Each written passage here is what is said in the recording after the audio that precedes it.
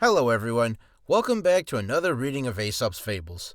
Tonight we continue on with our triple readings, and in the next video we have 4, but those will be the last 4 readings of Aesop's Fables.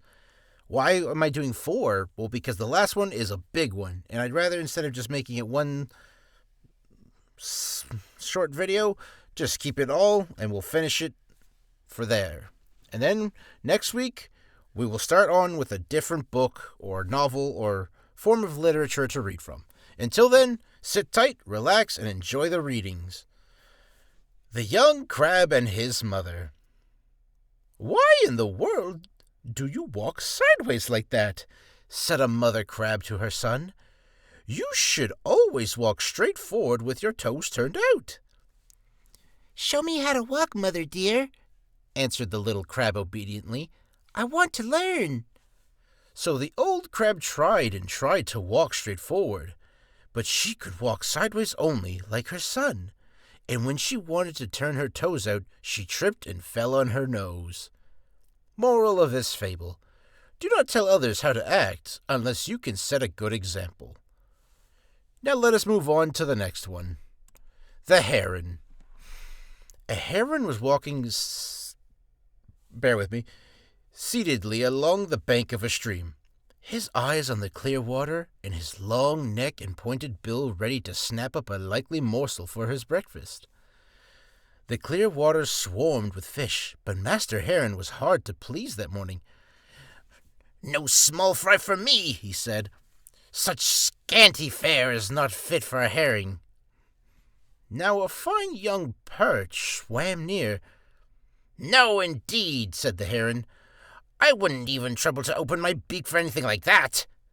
As the sun rose, the fish left the shallow water near the shore and swam below into the cool depths towards the middle. The heron saw no more fish, and very glad was he at last to breakfast on a tiny snail. Moral of this fable: do not be too hard to suit you. Do not be too hard to suit, or you may have to be content with the worst or with nothing at all. Forgive my error there. Let us move on to the third and final fable of this evening. Oops. Piece of stupid. The Bear and the Bees. A bear roaming the woods in search of berries happened on a fallen tree in which a swarm of bees had stored their honey.